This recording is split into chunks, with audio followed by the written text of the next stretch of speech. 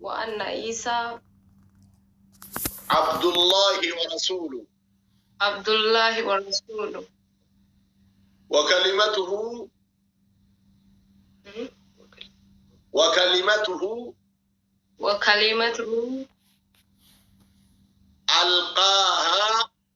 ألقاها إلى مريم وروح منه الجنة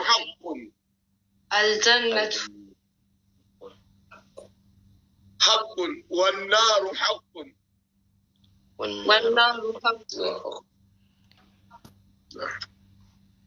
ربي ملي حق أنقبر ما ربي ملي أكا هنجر رقابة يا ربي ملي حق أنقبر ما أكا هنجر رقابة محمد اللي إرقما ربيتي قبرتش ربيتي محمد اللي إرقما ربيتي قبرتش ربيتي عيسى يوكا يسوس كريستوس إرقما ربيتي قبرتش ربيتي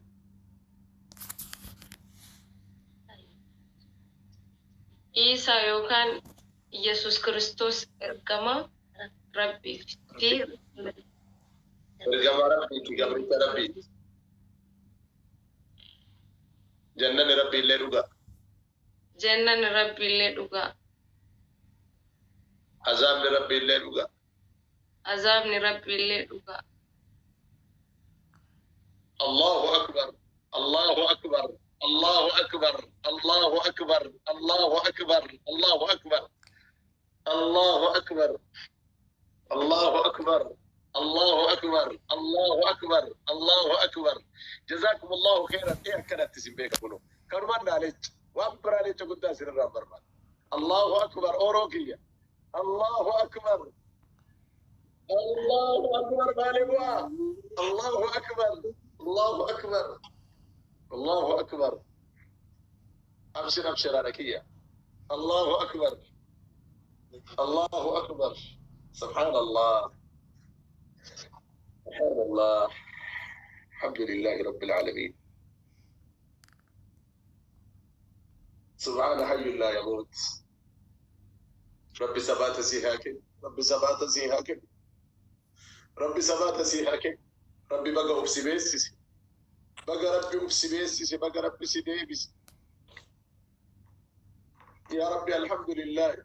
أهوى سمرمو كقراء الرادة بيك بنت هدى تديبي كقراء الرادة بيك ما لجنان مجيونتون أو تأسيه الدفة قبتي.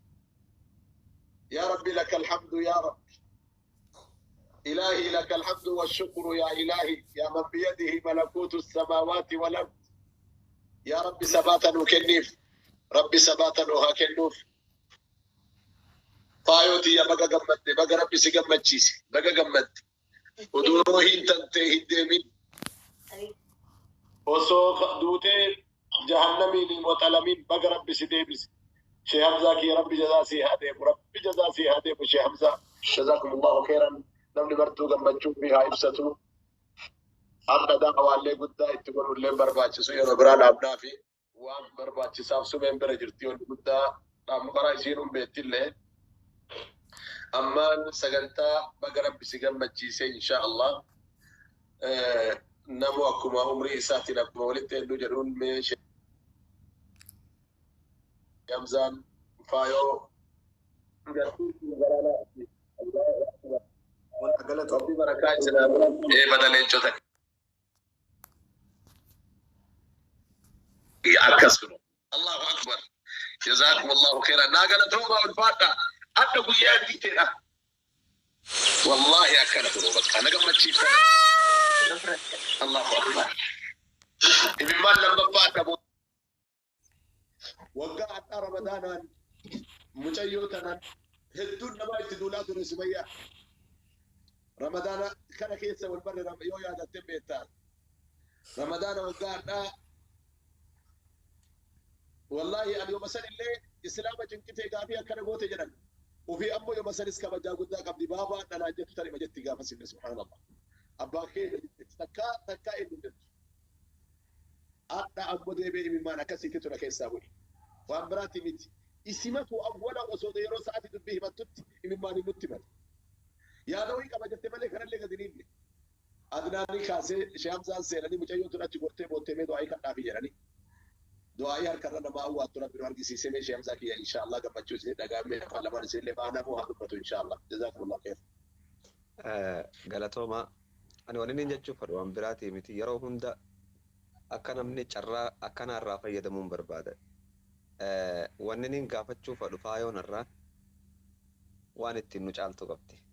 Gama rabbii isiitti hubatte gama rabbii isiitti deebite nuti dilaawoodha. Du'aa'iin isiin amma kadhattu isii fi rabbi jidduu wanni takka hin jiru daariktii rabbitti dheetti. Faayoo teenya namoota nu daawwachaa jiru kanaa fi lubbuu teetii fi hunda keenya kaas jiru kana akka rabbi amantii tanarra sabaata nuu kannu du'aa'ii nuu godhu. Faayoo akka rabbi sabaata amantii tanarratti nuu kannu akka qalbii teenya tanaas keessaa rabbi nu qulqulleessu akka rabbi garrakkoo uummata keenyaaf miskiina hundarraa oofu du'aa'ii nuuf godhi. Afaan beeytuun afaan Oromootiin du'aa'ii nuuf godhi akka rabbi amantii tanarra sabaata nuu kannu akka rabbi amantii tanarra nu jiraachisu akka rabbi amantii tanarratti nu ajjeesu akka rabbi amantii tanarra nu kaasu akkittuma tana qofa du'aa'ii nuu godhi. Faayoo teenya du'aa'iin tun nama saammachuu beekuu saammata jara keenya du'aa'iin irra obboleettiin teenya gootu isii fi rabbi jidduu wanni takka hin jiru naafi ati dilaawoodha.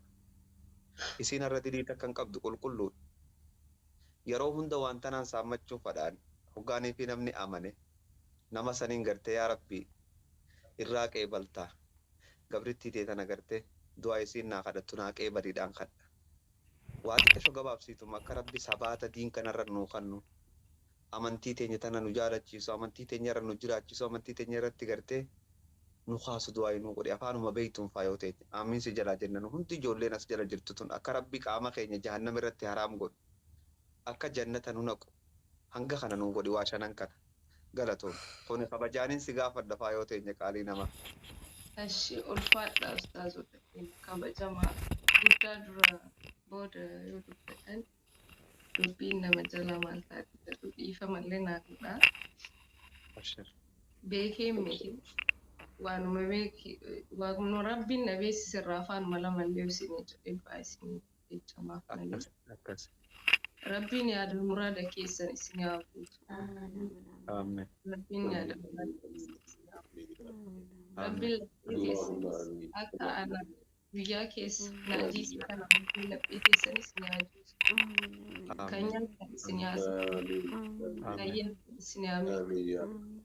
Warri nyaatee dhugee isa beela jiru qabu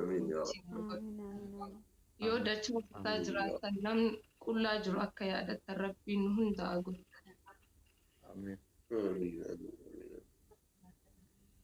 Ulfaadhaa tanuma keessa abbaa kiyyaafis araarama naa kadhaa dafee jannata keessa akka naajisu.